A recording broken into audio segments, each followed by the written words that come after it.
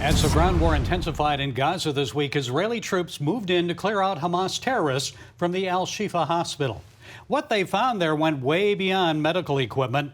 They discovered weapons and munitions for launching attacks against Israelis. Joining us with more is columnist, author, political advisor, and former Pentagon official Dan Senor. He's co-author of the new book, The Genius of Israel. Dan, it's good to have you in the studio with us. Great to be with you. Quick question for you on this, because the Geneva Convention, Article 18, says hospitals cannot be attacked only if they're being used to launch rockets. So were they being used to launch rockets here, al-Shifa? Absolutely. We know that they kept armaments in al-Shifa. They know that senior commandos and senior leadership of Hamas, who've been plotting and planning and managing the invasion of Israel, were doing it from underneath al-Shifa. And we know at various times they've been launching armaments from al-Shifa. So Israel's put in this impossible situation, which is everyone seems to say Israel has a right to self-defense. Certainly many governments in the West say Israel has a right to self-defense. Well, self-defense means getting rid of the enemy. That's the only way Israel can defend itself, if it gets rid of this genocidal actor on its border. And that genocidal actor is purposely co-locating in a hospital.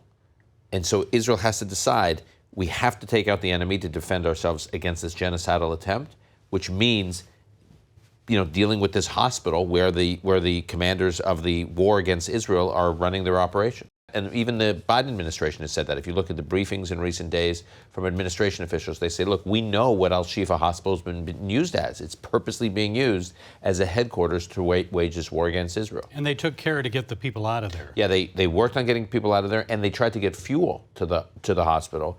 And the leaders of the hospital were told by Hamas, don't accept the fuel. Don't accept the fuel from the Israelis, because they did not want Israel to get a quote-unquote PR win for giving fuel to the hospital. Israel's not looking for a PR win.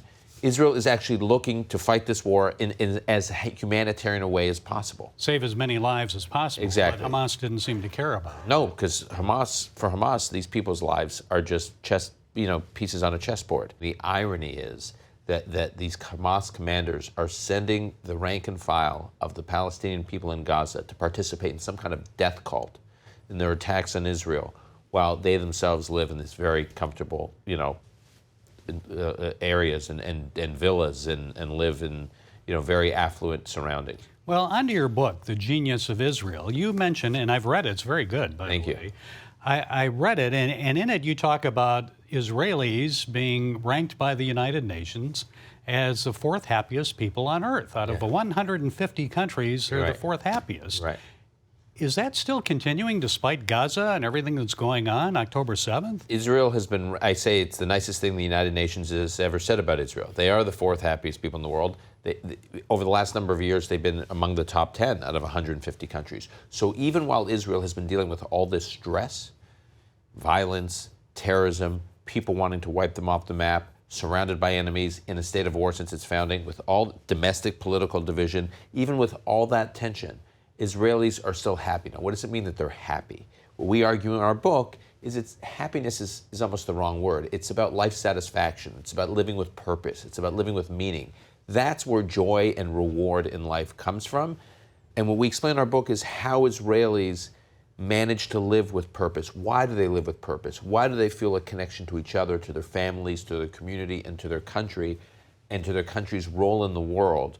How does that affect their overall attitude towards life? And I think it affects it in a very positive way, even when they're dealing with tragedy. What I find interesting is you mentioned even secular Jews who would never go to synagogue, they're staying at home on Shabbat and enjoying a Sabbath meal with their families. Yeah, so in Israel, as we lay out in the book, most Israeli Jews, whether they're very religious or very secular, every Friday night the country basically shuts down. And you've been there, you've experienced it, and they spend time with their family, multiple generations, usually 2, 3, sometimes 4 generations, getting together every Friday night for a traditional meal. And what does that do? It does a few things. One, it keeps families together across generations, young people interacting with older people interacting with younger people on a regular basis, so they don't feel isolated, intergenerational connection.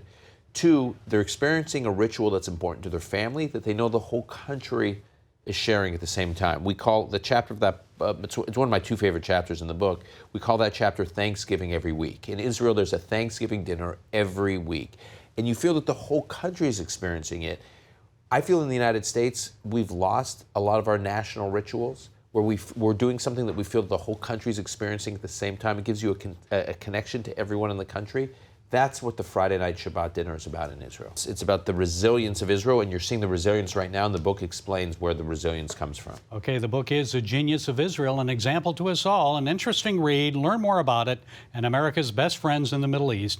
Dan Senor, thank you for joining us. Thank you. Thanks for having me.